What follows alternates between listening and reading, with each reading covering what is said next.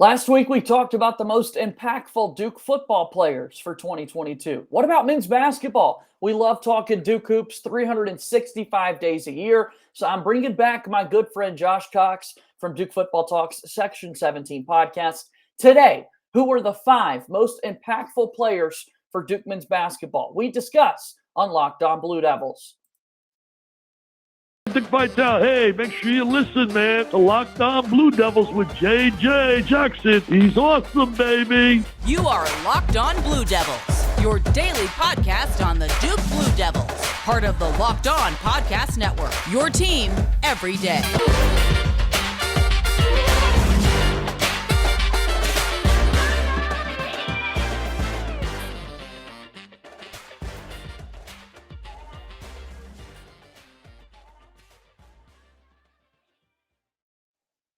Hello, everybody, and welcome into another edition of the Locked On Blue Devils podcast. My name is JJ Jackson. It's so great to have you here with us today, Wednesday, July 6th, 2022. Last week, we talked about the most impactful Duke football players. I want to change our conversation to Duke men's basketball with my good pal, Josh Cox from Duke Football Talks Section 17 podcast. If you haven't done so already, please subscribe and follow Locked On Blue Devils for free wherever you get your podcasts. You can listen to them as soon as they're available. Also want to let you know to go ahead and subscribe to our YouTube page. Like this video, share it with your friends. Our subscribers are going up. We're on our way to 500 subscribers. That's our next big goal, and that'll be a big celebration moment when we can get to that number. If you haven't done so already as well, follow the show on Twitter at LO_Blue Devils. You can follow me on Twitter at _JJ_Jackson_.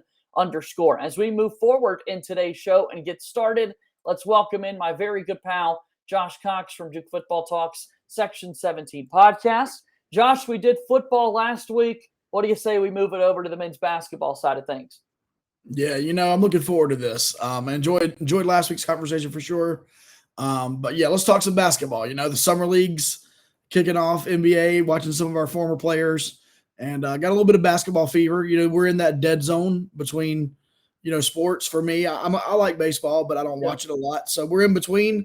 And NBA Summer League is the best thing on TV right now. Next week, we're going to have a lot of NBA Summer League thoughts, I'm sure, because we have so many Duke players that are playing in Summer League, trying to get their professional careers started with new teams. And so I'm really looking forward to that. As we get set for our conversation here today, Josh, and you think about okay, the most impactful Duke football players versus men's basketball players. There's differences in the sport, of course. You've got way more people on a football team, way more people on the field each play compared to basketball. Was it a little bit easier, you think, to think about this for Duke men's basketball versus football? Like, talk to me about when you first started to think about the transition from football to men's basketball for this topic. Yeah, I believe basketball is a little easier to narrow down your list. Simply because, like you said, there are fewer players to choose from, number one. Number two, on football, you don't really have many freshmen that come in and make an impact. With basketball, it's like if the freshmen don't make an impact, like you're screwed. So, I think it's a little easier there. And then with this Duke basketball roster, that's flipped all the way over and just returning, 2 scholarship players from last year's team. It's definitely going to be interesting. And there are a lot of options on this Duke basketball team for who will be the most impactful for sure. No kidding. So we'll get right to it like we did last week. We'll go 5 to 1, 1 being the most impactful, 5 being, I guess, the least impactful of the bunch, but still going to lay a big imprint on the team. We know officially what this roster looks like. We've seen tons of great social media content. Again, we could sit here and praise for hours and hours and hours how amazing Dave Bradley and that creative staff are for Duke men's basketball. The Devil's Den had an awesome interview with him a few weeks ago. You should go check out that podcast to listen to that conversation. But over the weekend, we got to see, I'm bringing that up to mention over the weekend, we got to see the team hanging out together at Coach Shire's house, a 4th of July festivity. And Duke fans are so over the top, and I'm definitely a part of the bunch, Josh, that we get excited just watching them hang out with one another. And here we are like months away from the season being playing. Yeah, absolutely. This is the first look at, many of these guys, and we've seen some clips from practice or whatnot, but it's one of our first looks at them interacting with one another. And, that's part of it as well. I mean, we all know that. I mean, you can put talent on the court, but that talent needs to get along. That talent needs to form their own family. And they need to become tight with each other, both on the court and off the court. And so, yeah, it was really cool. And then I agree with you. That Devil's Den podcast with Dave Bradley was really top notch. If you are interested at all in kind of the journey of the Duke digital media team, from Duke Blue Planet back in the day to what it is now, that was a really interesting conversation. I really enjoyed it. Yeah, no, it was awesome. Make sure you go check that out and support the Devil's Den podcast, what they got going on. I've got all three of those guys have been on the program here at this point. And so the Locked On Blue Devils network continues to grow, which is great. And Josh Cox, I don't know if you saw this, but in a recent Mailbag Monday, Josh, I was asked to make a starting 5 of guests that I've had in the first year plus of my Locked On Blue Devils colleagues. And you were easily the first selection to put out there on the team. Man, look at that. Look at that. I missed that. I need to go back and listen to that episode. And then I need to clip that audio and then share it. Very humbly. Yeah, big honor for sure. All right, so let's get into it. Our 5 most impactful Duke men's basketball players for this upcoming season. At number 5, Josh, you have the floor. Yeah, my number 5 most impactful Duke basketball player heading in to this coming up season is Jacob Grandison. He is transferred in, obviously, from the University of Illinois, and he is a wing, 6'6", got some good muscle on him, can shoot the ball. We've spoken about him in the past, JJ. I believe you maybe even I do remember this. You dedicated an entire episode to breaking down Jacob Grandison and his game. He shoots the ball from the corners at an extremely high rate. And so on the offensive end, we definitely could use some shooting. And so I believe he was a big get, but I hope that he, alongside of Dariq Whitehead, can bring a grit and a tenacity on the defensive end for Duke. And so we're going to need that. We mentioned already earlier about the number of freshmen that come in every year that have to make an impact. And these are 18, 19-year-old kids. Well, Jacob Grandison's a 22-year-old grown man. And I believe that is going to be very impactful for this team, having a vet in the locker room, having a guy that's traveled and been around multiple levels of college basketball. And so my number 5 most impactful Duke basketball player coming into this season is Jacob Grandison. I love it. Of course, we've talked a lot. You're right. I did do a full profile of Grandison. 67% on corner three-pointers this past season at Illinois is just so incredibly good. Like, yes, please. I think a lot of it is going to come back to opportunity for Grandison, not necessarily that he won't be on the floor, because I do think he's going to get a lot of run and will play a lot of minutes for Duke. But as any basketball team, and as any Duke basketball team in particular, there's only one ball. There's only one guy that can be taking the shots and that sort of thing. So I'm curious what the volume looks like for Jacob Grandison at that spot. For my number 5, I'm going to go Mark Mitchell. I'm going to go the freshman coming in from Sunrise Christian, one of the least heralded recruits in this class because him and Jaden Shute, Christian Reeves as well, kind of in that mix. You've got your top 3 in Whitehead, Lively, and Filipowski. But I love Mark Mitchell's game, a lefty, big fan of lefty scores, long, versatile. I do think he's going to be able to bring it on the defensive end of the floor. So what do you think of Mark Mitchell? Yeah, I love it. And you're right. He's kind of flying under the radar as if, in any other school, they are celebrating Mark Mitchell, and he's like the face of the recruiting class. Only at Duke could you be Mark Mitchell and fly under the radar. But I believe in Mark Mitchell, you have a very flexible player. I believe he can do a lot of things. I believe he can defend several positions. He loves taking the ball to the hole. And, in this age, I understand we're in this age of shooting the basketball a lot. But, man, it's also good to have that guy that can get to the rim. And that's what I think we're going to get with Mark Mitchell. Also, the most controversial thing of the Duke offseason is the fact that he's wearing number 25. Right. People arguing on Twitter about the fact that he's wearing a retired Art Heyman number. And so, man, just, adding fuel to the fire there. But Mark Mitchell's coming in with a bang. I want to get to that. Thank you for bringing it up. Let's get to that in just a moment. Let's take our first break of today's show. And then we've still got a ways to go. Our 5 most impactful players for Duke men's basketball going into the 2022 and 2023 season.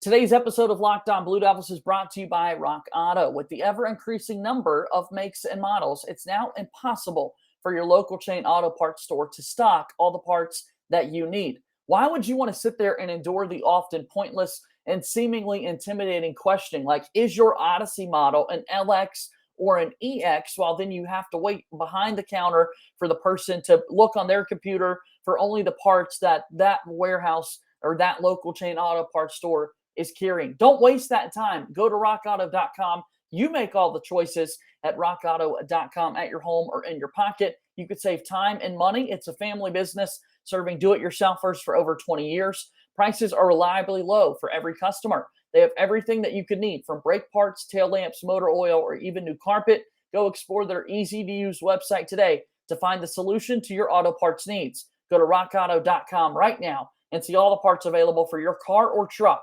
Right, Locked On Blue Devils in their How Did You Hear About Us box so they know that we sent you. Amazing selection, reliably low prices, all the parts your car will ever need. Visit rockauto.com. All right, welcome you back in here to Locked On Blue Devils. JJ Jackson alongside Josh Cox from Duke Football Talks Section 17 podcast. Mark Mitchell, number 5, the most impactful player for me. Josh, you had Jacob Grandison. You mentioned it. It'll be number 25 on the jersey of Mark Mitchell. Art Heyman wore that number for the Blue Devils. It's been retired. It's in the rafters. Mark Mitchell has gotten permission to wear number 25. We saw this a few seasons ago with Marvin Bagley III getting to take number 35 down. The jersey retired by Danny Ferry, of course. And so Bagley played his one season for the Blue Devils wearing 35. What do you think of this? I mean, I may have an unpopular opinion here, evidently, because I shared it on Twitter, I think with Mike Bulger, and then some people chipped in on the conversation there. I'm for just honoring the players. If college basketball is going to have that dumb rule where they do not allow you to have numbers ending in 6 through 9, like the NBA does, then at some point in time you're going to run out of number options. And you got, however many guys jerseys retired, I don't know, 10 or so, maybe a little bit more than that, jersey numbers retired. You've got sometimes 14, 15 current players with numbers. It's kind of like, man, we're using up all of our number options. And so I think either college basketball needs to open it up and let you wear number 7 if you want to, or number 9 if you want to, or Duke just needs to send an email to all the guys or the families of the guys whose jerseys have been retired, quote unquote, in the past, and say, listen, we're leaving your jersey in the rafters. We're honoring your name. That's really what it is. We're honoring your name and your career and your legacy for the rest of Duke University's existence. But we're going to let random kid who wants to wear number 22 wear number 22, or wear 11 or 4 or 32, whatever it is.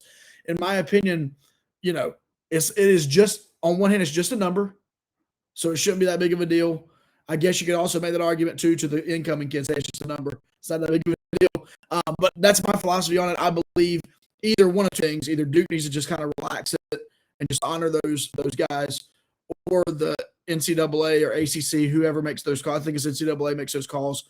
Open up the numbers where we can use all of them. Yeah, it is an NCAA rule. That's a lot of this conversation, because there's the North Carolina Tar Heels angle that a lot of people want to bring up where, Josh, I mean, you and I have our jerseys up in the Dean Smith Center, it feels like, with how many jerseys are up hanging in those rafters. But the NCAA does not allow any jersey numbers 6 through 10, 16 through 20, 6 through 9, 16 through 19.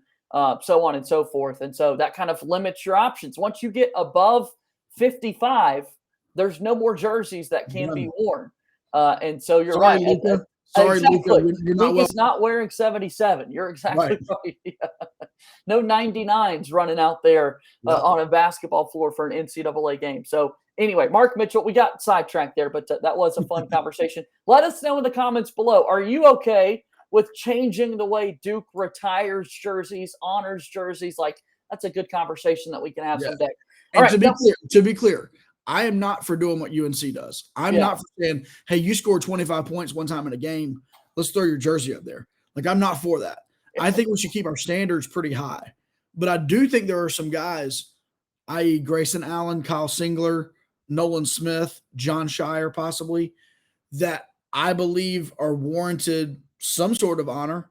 So anyway, that we could probably do an entire podcast and discuss guys we think could or should. Right. But right now, I think the standards are pretty high there. I think there are some specific standards Duke has put in place that you must reach. So anyway, I digress. Maybe we can talk about it at a later date. Yeah, we're creating off-season content at this point, which I'm for. I mean, here it's July 6th. We got to find things to talk about. Number 4, the most impactful players for this upcoming season. Number 4, where did you go? All right, number 5, I was at Jacob Grandison. Number 4, most impactful player heading into this season for Duke men's basketball, I have Dereck Lively.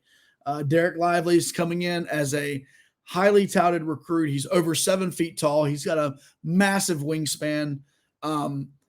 Duke fans, you may remember this guy, Mark Williams. He's a similar build to Mark Williams, and he's already he's a Clutch Sports. We're dealing and working with Clutch Sports. This guy is NBA ready. He is stopping on his way to the NBA Combine here in Durham to be with us and grace us with his presence, and I'm glad he is. The reason I have him ranked 4th and not higher is because I believe that Duke is going to ask Dereck Lively to play defense, to block shots, to rebound the basketball. Not that he's not going to get his moments on offense, which, by the way, he has a more polished offensive game than Mark Williams had. I believe Dereck Lively can shoot a 3. Dereck Lively can handle the ball very well. I just don't know that the expectation as far as the actual numbers and on the court, I'm not sure that we're going to ask Dereck Lively to be the guy with the ball in his hand when the shot clock's going down, to we're down by 1 with under a minute to go and we got to get a bucket. I'm not sure Dereck Lively is going to be that guy. I believe he's going to be the guy that gets the rebound when we miss the jumper and puts it back. So that's why I put him at number 4. But Dereck Lively, coming out of the great state of Pennsylvania, many people had him number 1 overall coming out of this class. But my 4th most impactful player is Dereck Lively. I love it. Dereck Lively is going to be a really fun player to watch for all of us. I think he is so athletic to be that large. It just doesn't feel like he's as tall as he is. I mean, it's weird. It doesn't feel like he's as tall as he is. And then also it looks like he's a giant compared to everybody else with just how truly athletic the guy is for his size. I think he's going to have a major impact on the defensive end of the floor, like you're saying. And so for that reason, I've got him slotted a little bit further up for 4. My list, again, 5 for me was Mark Mitchell. I'm going to put Kyle Filipowski at 4, a stretch big for the Blue Devils. Really like his outside shot. Think he's going to be able to put the ball on the deck a little bit as well when Duke needs to have him put his back to the basket. I think that part of his game is going to be there too. I mean, these are really talented players. At one point throughout this past season in college basketball recruiting, 1, 2, and 3, as we talked about a ton, was Dariq Whitehead, Dereck Lively, Kyle Filipowski, and then the very next week, that entire list was shifted between those 3 players. We knew the number 1 player was going to be going to Duke, but the list just kept kind of shifting and that sort of thing. So I've got Filipowski 4, and I'm going to put Lively at 3 because of the impact on the defensive end and the volume there. I just think I'm going to get more out of Dereck Lively. That's why I'm putting him at 3. The floor is yours. You can give us off number 3, Josh. Yeah. Ironically, my number 3 is Kyle Filipowski. So we just flipped him. That's all that it was there. We flipped him. And I mean, Kyle Filipowski, number 1, is coming from the Northeast, which I love. I believe he's actually from Massachusetts, but went to high school in New York City, which is like, man, let's bring that back, man. Like let's make New York great again, basketball wise, and sending out, high level prospects. But Filipowski, I think it's interesting to note, if Duke fans remember when he committed, he was not ranked nearly as highly as he is now. And his video or his social media post when he committed to Duke, said something to the effect of, "I cannot wait to spend the next 4 years in Durham at Duke University." And then all of a sudden, people start realizing this kid is 6'11", that he shoots the ball, that he can play multiple positions, and all of a sudden he's in the top 3. And so I'm just going to go out on a limb on his behalf and say, Duke fans, we probably need to get used to another 6 to 9 month stop off before the NBA Combine for one Kyle Filipowski. But I've watched some of his game, watched him play some USA basketball and some of those things. And now, please don't take this and run with it. I'm just saying, player comp. I'm not Kendrick Perkins trying to call Chet Holmgren Giannis. Okay. I'm not trying to do that. But I am saying, as far as his build and makeup and skill set, there's a little bit of Christian Laettner. Yeah. A little bit of Christian Laettner in there. Now, I'm not saying Filipowski's got that it factor. I'm not saying anything like that. I'm just saying he's 6'11". He can shoot. He can do multiple things with the basketball. Kind of reminds me of Mr. Laettner. I love it. I love it. And we're mentioning kind of guests that have been on Locked On Blue Devils earlier here in the show. Another good episode for folks to go back and find wherever you get your podcast. Andy Borman was on Locked On Blue Devils, the nephew of Coach K. He played on the 2001 team as a walk-on and was on the soccer team for Duke University. A two-sport athlete, now runs the AAU program that Kyle Filipowski was a part of. Kyle's twin brother, Matt, is also a Division I basketball player. He's about to start his freshman season at Harvard. So there you go. You got 2 7-foot twins about to enter the college basketball world, one at Duke and one at Harvard. So there's 5, 4, and 3. We'll take our final timeout and give you our top 2 most impactful players for Locked On Blue Devils here on today's show. We're back in just a moment. Today's episode of Locked On Blue Devils brought to you by our friends over at Built Bar. From the people who invented healthy and tasty comes the latest gift to your taste buds. You've probably tried the amazing coconut brownie chunk Built Bar, but guess what? Your friends at Built have given you the coconut brownie chunk puffs treatment. That's right. The coconut brownie chunk Built Bar flavor you love is now in the deliciously chewy marshmallow covered in 100% real chocolate. It's a fluffy cloud of coconut brownie goodness. All right, you could stop drooling now and listen. It's low in calories, low sugar, high protein, and all delicious. Again, covered in 100% chocolate. That's not the only flavor. They've got so many awesome flavors for all the sweet tooths out there, and it's still good for you. Again, very low in calories, low in sugar. It's what you need. Go to Built.com, use promo code LOCKED15, LOCKED15, and get 15% off your order. Again, use promo code LOCKED15, LOCKED15. Built Bar, a proud sponsor of Locked On Blue Devils.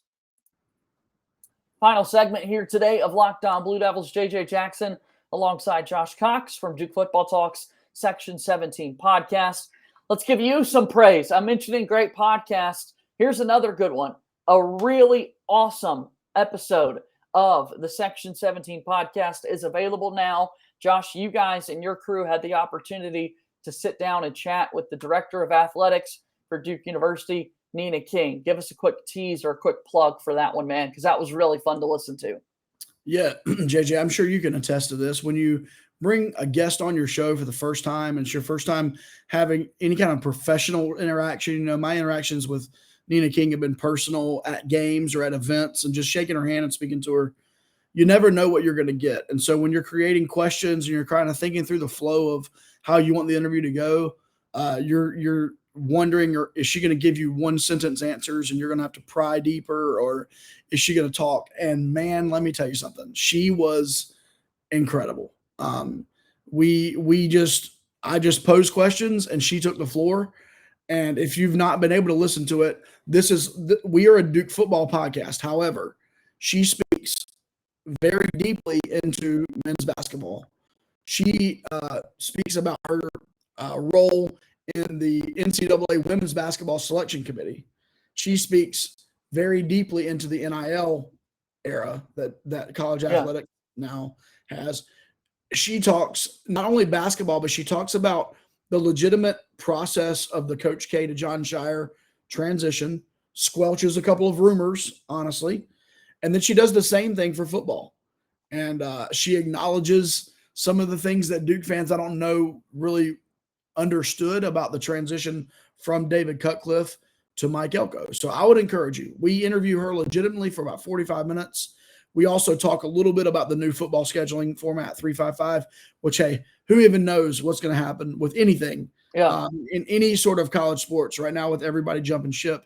But for right now, there's the 3-5-5 scheduling format taking place next year. So we talk a little bit about that, but go find it, Section 17. Just search for it, Section 17 podcast, wherever you listen to podcasts. We will spend some time for sure talking about all of the kind of conference realignment conversations that are taking place because, man, that is becoming more and more a part of the college sports landscape now, and how much football drives the sport with the money that it can produce at a school like Duke. That's not necessarily the case. But what an exciting time it is for Duke athletics when you've got Mike Elko taking over your football era, and then we're starting the Jon Scheyer era of Duke men's basketball in the same academic year getting set here. So, all right, let's finish out our top 5 most impactful players. Josh, do this for me. Give me 2 and number 1. Let me get your top 2 most impactful players.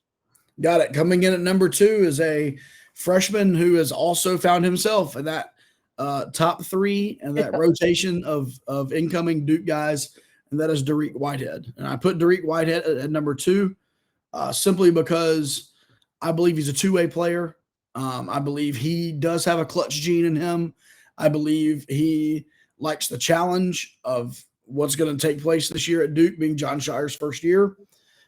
He's another Northeast product, just outside of New York City, in New Jersey, obviously by way of Montverde, so didn't stay in the area necessarily to play college or high school basketball.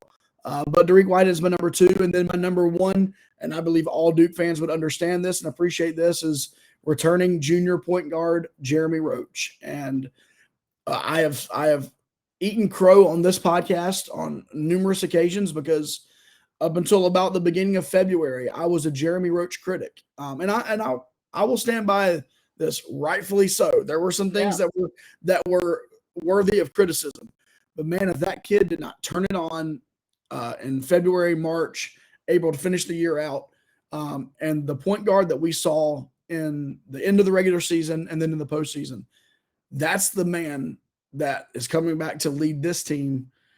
He is the most important player.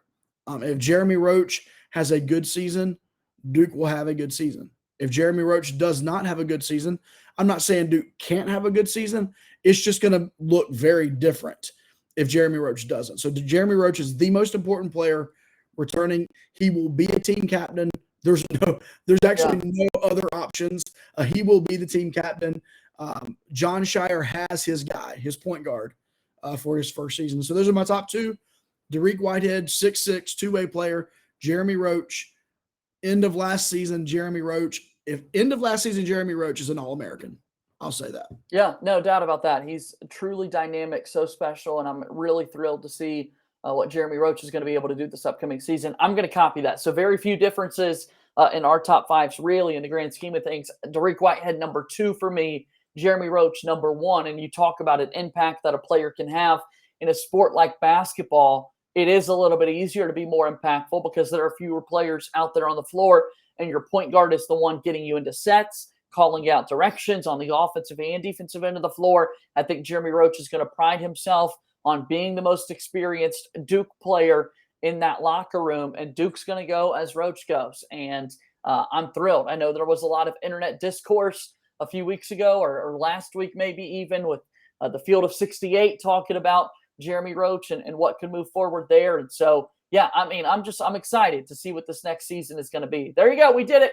Another top 5 most impactful list, Josh, as we get set for a season of Duke men's basketball. That, again, is several months away. It is. But I'm looking forward to it. I mean, I basically gave you what I believe is going to be my starting 5 for Duke, and you may have actually – it might end up being Mark Mitchell instead of Jacob Grandison. Who knows, right, at this point. But I'm looking forward to a good season. Once again, this is Jon Scheyer's first season as head coach. That used to mean something like, hey, we're not going to put much pressure on him.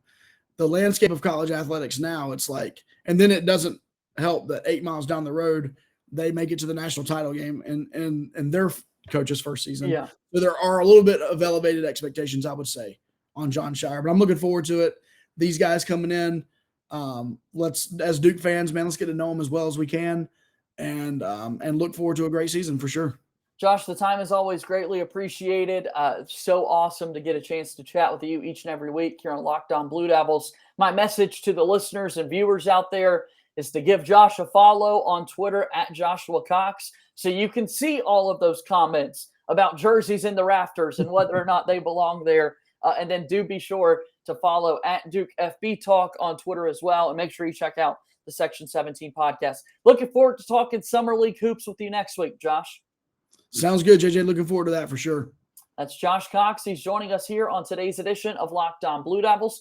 And that's going to do it for today's show. As always, you can follow us on Twitter at LO_Blue Devils. Follow me on Twitter at _JJ_Jackson_.